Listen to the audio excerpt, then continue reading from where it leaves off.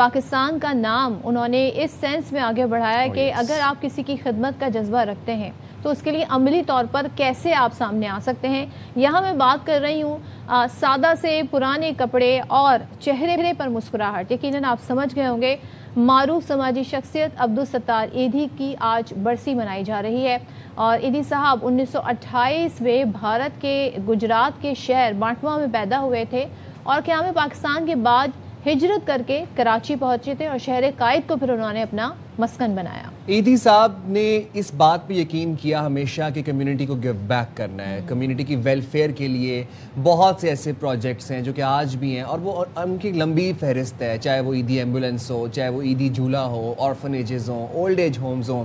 اور ہمیشہ وہ ہمیں ایک عاجزی میں نظر آئے, ہمیشہ وہ ہمیں لوگوں کے لیے کلیکٹ کرتے ہوئے نظر آئے, لوگوں کے لیے ڈونیشنز اکٹھے کرتے ہوئے نظر آئے اور معروف سماجی شخصیت تھے. اور انہوں نے ہمیشہ خدمت خلق کے جذبے میں بلیو کیا اور ہمیں بھی یہی سکھایا کہ آپ نے کیسے گیو بیک. انہوں نے ایک چیز اور سکھائی کہ کسی کی مدد کے لیے, کسی کی خدمت کے لیے بہت سارا اماؤنٹ ہونا ضروری نہیں ہے.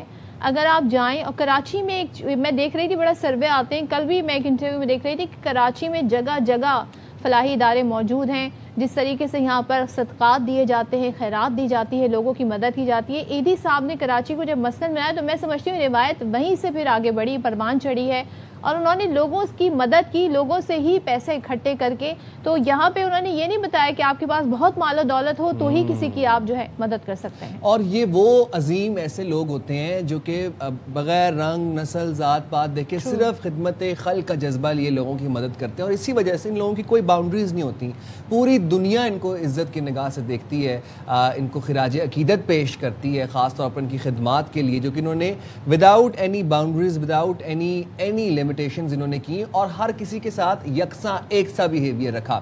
اور پھر وہی آپ کی والی بات ہدف کہ انہوں نے اپنی ذات کے لیے, ہم نے کبھی ان کو کوئی لیوش گاڑیوں سے ہوتے ہوئے نہیں دیکھا, کبھی ہم نے ان کو کوئی آؤٹ اسٹینڈنگ کپڑوں میں یا کچھ نہیں, وہ ہمیشہ ہمیں سادہ لباس میں نظر آئے, ہمیشہ ڈونیشنز کلیکٹ کرتے ہوئے نظر آئے اور محبت بانٹتے ہوئے نظر آئے. محبت بانٹتے ہوئے نظر آئے, آخری سانس تک انسانیت کی خدمت انہوں نے کی ہے. ایدھی صاحب کی اگر ہم سماجی خدمات کی بات اگر کریں تو دکھی انسانیت کی خدمات پر انہیں Ramon Magsaysay award, Lenin peace prize, Rotary International award, International ہالزن award, harmony award, peace award, Mumbai Gandhi peace award کے علاوہ پاکستان میں سلور جوبلی اور سیوک ایوارڈ کے ساتھ ساتھ نشان امتیاز اور جنا ایوارڈ سمیت سینکڑوں بین الاقوامی اور قومی اعزازات سے نوازا گیا.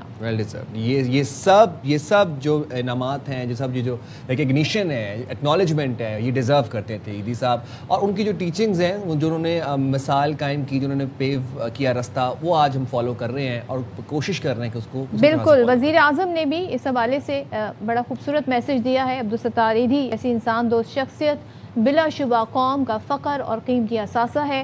وزیر اعظم شہباز شریف کا معروف سماجی شخصیت عبدالستار ایدھی کی 10ویں برسی پر پیغام. وزیر اعظم نے ستار ایدھی کی گراں قدر قومی اور فلاحی خدمات پر خراج عقیدت پیش کرتے ہوئے کہا کہ ایدھی صاحب کی شخصیت نوجوان نسل کے لیے مشعل راہ قابل تقلید ہے.